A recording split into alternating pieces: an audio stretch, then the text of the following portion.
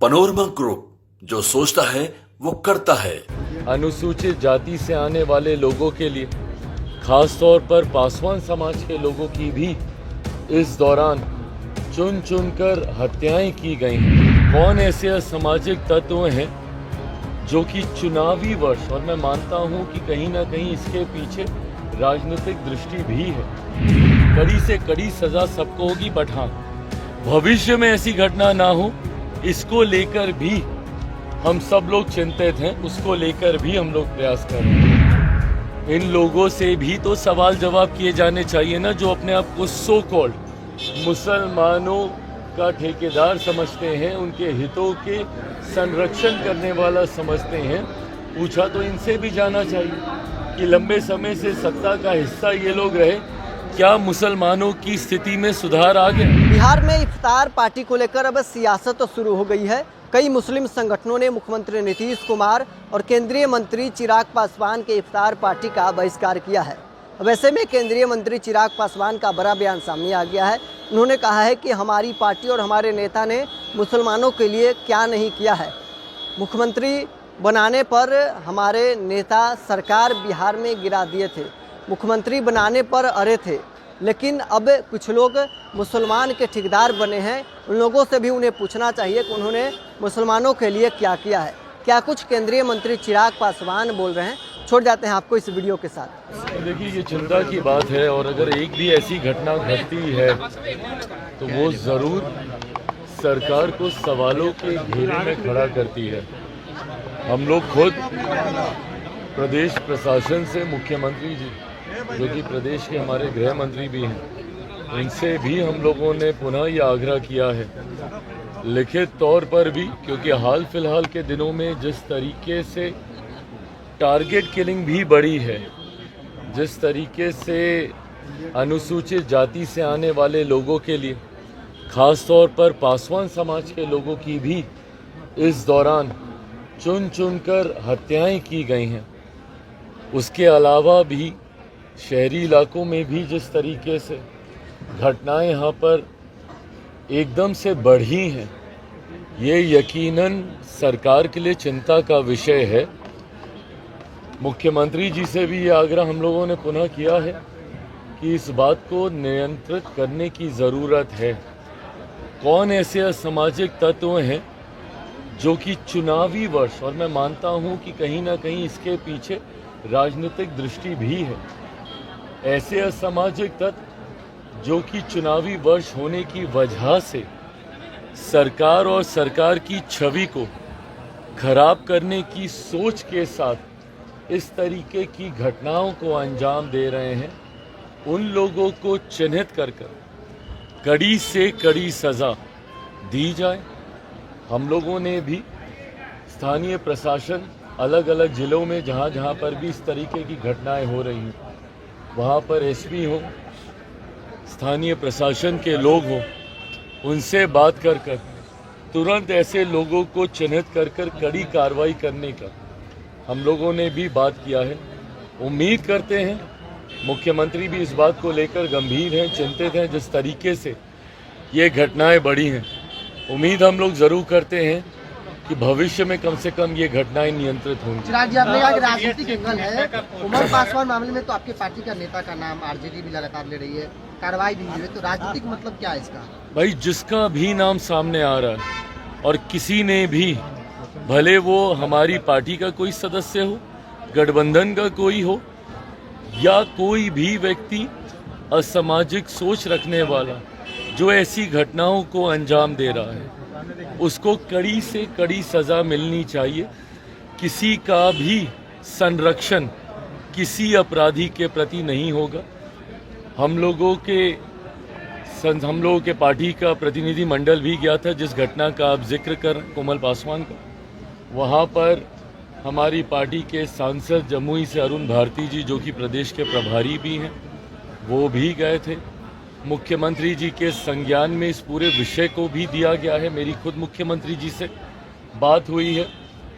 ऐसी घटनाओं में और इस तरीके की जितनी घटना है, जो भी दोषी है बख्शा कतई किसी को नहीं जाएगा। कड़ी से कड़ी सज़ा सबको होगी, बट हाँ, भविष्य में ऐसी घटना ना हो, इसको लेकर भी हम सब लोग चिंतित हैं, उसको लेकर भी हम लोग प्रयास कर रहे हैं। मुख्यमंत्री को नॉन सीरियस मुख्यमंत्री बताया जा रहा है।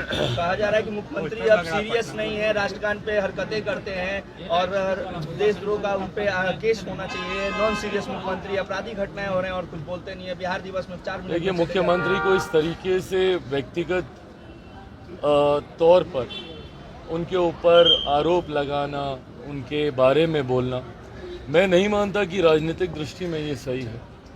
जब आप राजनीति में होते हैं, एक राजनीतिक दल हैं या राजनीतिक दल के आप प्रतिनिधि हैं, ऐसे में सरकार को नीतियों पे घेरिए ना।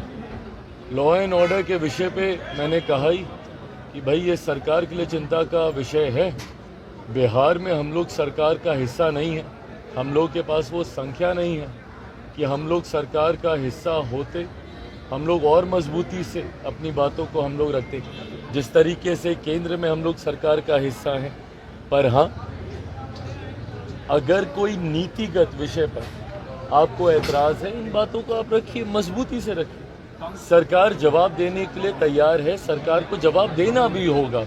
पर ऐसे में मुख्यमंत्री के स्वास्थ्य को लेकर व्यक्तिगत आरोप प्रत्यारोप करना उनके ऊपर, मैं नहीं मानता कि ये सही है। मौलाना मदनी और कई मुस्लिम संगठन किया ने है बाइकआउट किया है आपके और सारे नीतीश मुस्लिम कुमार के इफ्तार संगठनों पार्टी ने का। आपका और सीएम नीतीश के दावते इफ्तार का बाइकआउट किया है। देखिए, मैं मदनी साहब का बहुत सम्मान करता हूँ, आदर करता हूँ। उनसे पुराने संबंध हम लोगों के रहे हैं। ऐसे में मैं जानता हूँ कि उनकी अपनी चिंताएं हैं, जिसको लेकर उन्होंने इस तरीके का फैसला लिया है।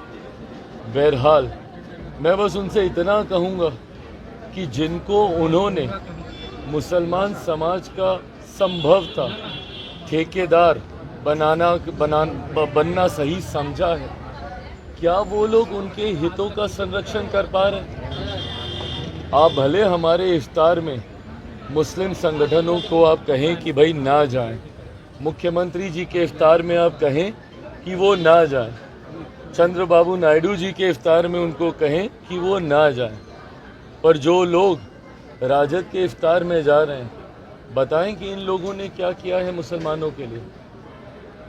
इन लोगों से भी तो सवाल जवाब किए जाने चाहिए ना, जो अपने आप को सो कॉल्ड मुसलमानों का ठेकेदार समझते हैं, उनके हितों के संरक्षण करने वाला समझते हैं।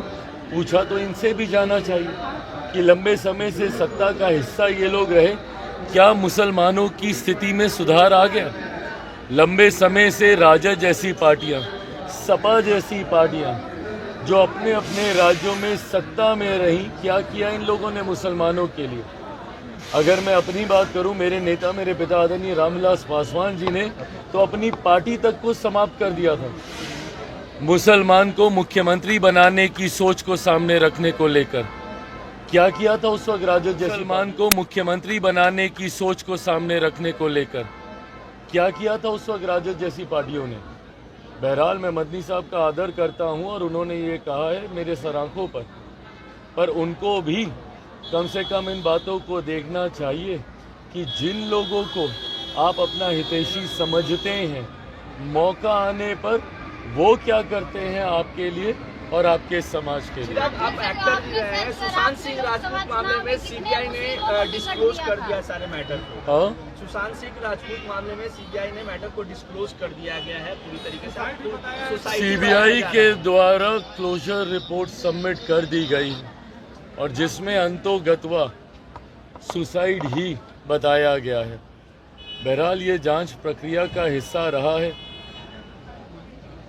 तथ्यों के आधार पर सीबीआई के द्वारा संभवतः ये क्लोजर रिपोर्ट सबमिट की गई है।